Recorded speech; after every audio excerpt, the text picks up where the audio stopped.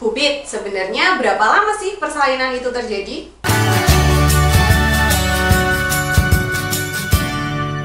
Halo, selamat datang di Kriwil Life. Ngobrolin kesehatan bareng aku, Bidan Kriwil. Hari ini kita akan ngobrolin sebenarnya persalinan itu lamanya berapa jam sih gitu. Nah, tapi sebelumnya aku mau kasih tahu ibu-ibu bahwa lama proses persalinan ini berbeda-beda setiap orangnya. Dan ini dipengaruhi juga oleh jumlah persalinan yang sudah dilakukan oleh ibu. Jadi ada riwayat persalinan itu akan berpengaruh terhadap lamanya persalinan. Terus apakah ada atau tidaknya penyulit pada kehamilan ini, baik dari segi ibu maupun segi bayi, itu juga bisa berpengaruh terhadap lama persalinan. Dan tentunya kontraksi itu juga berpengaruh terhadap lamanya persalinan. Jadi perlu diingat kalau nanti aku menyebutkan suatu angka jam, itu juga bukan merupakan patokan yang pasti. Pasti aku akan sebutkan rentangnya ya, antara dari jam sekian sampai jam sekian gitu. Jadi biasanya ada di dalam rentang tersebut gitu. Karena memang setiap orang itu beda-beda, tidak ada yang saklek semuanya itu berjalan tepat gitu ya, sekian jam, sekian jam, sekian jam, sekian jam gitu. Tidak bisa. Jadi kita bisanya adalah dalam rentang gitu. Nah, buat ibu-ibu yang belum tahu, persalinan itu dibagi menjadi 4 fase atau 4 kala, yaitu kala 1, kala 2, kala 3, dan kala 4. Nah, berapa sih lamanya masing-masing kala itu? Yang pertama itu adalah kala 1. Kala 1 ini adalah waktu dimana pembukaan terjadi. Pembukaan dari bukaan 1 sampai pembukaan 10. Biasanya kala 1 ini dibagi menjadi 2, yaitu kala 1 fase laten, dimana kalau fase laten ini biasanya kontraksinya masih jarang, pembukaannya juga masih sedikit gitu ya. Kala 1 fase laten itu pembukaan 1 sampai 4. Nah, kalau kala 1 fase aktif itu adalah pembukaan 4 sampai 10, dimana biasanya fase aktif ini terjadi lebih cepat pertambahan pembukaannya karena kontraksinya pun biasanya lebih adekuat. Dan pada fase aktif ini biasanya kondisi jalan lahir itu sudah semakin lunak, mulut rahimnya juga semakin tipis gitu ya.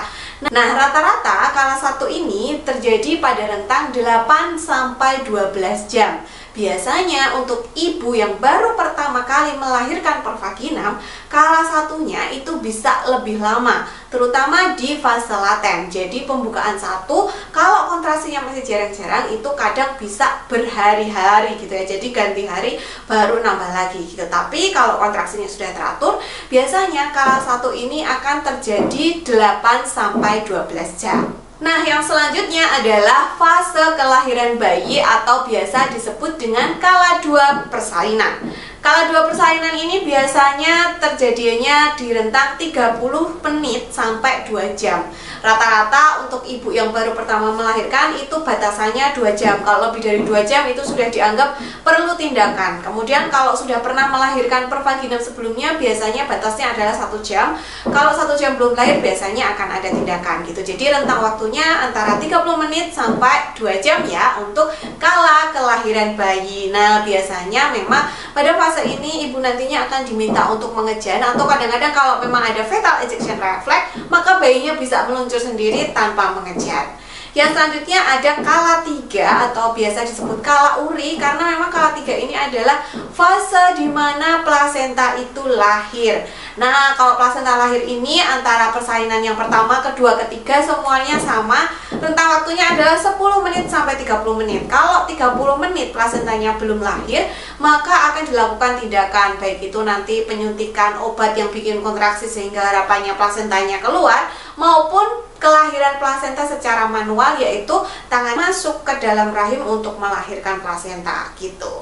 Nah, yang terakhir adalah kala 4. Biasanya ini disebut sebagai fase observasi, karena memang di fase ini biasanya kita melakukan observasi atau pengamatan bagaimana kondisi ibu. Nah, kalau masa observasi ini semuanya juga sama, mau ini persalinan pertama, kedua, ketiga, biasanya adalah 2 jam, dimana pada 1 jam pertama ibu akan diperiksa setiap 15 menit sekali, dan pada jam kedua setiap 30 menit sekali. Apa saja yang diperiksa?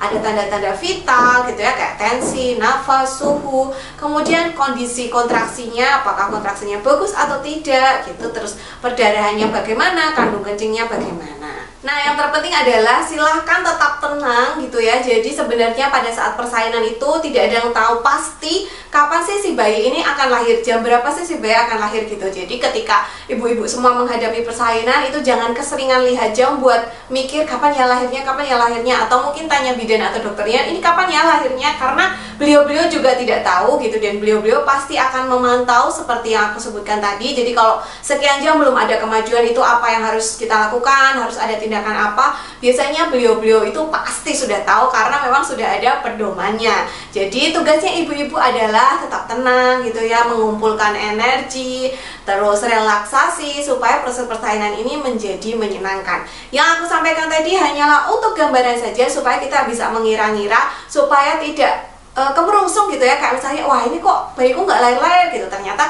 kala satunya baru 2 jam misalnya, padahal biasanya kan 8-12 jam gitu. Jadi supaya ibu-ibu tahu dan menjadi lebih tenang gitu. Nah, buat ibu-ibu yang baru mempersiapkan diri menjadi orang tua atau ingin belajar lebih dalam atau ingin sedang mempersiapkan persalinannya, boleh banget untuk ikutan kelas aku di Tip-Tip. Caranya gampang banget, tinggal klik aja link yang ada di kolom deskripsi. Sampai jumpa di video selanjutnya. Terima kasih sudah menonton.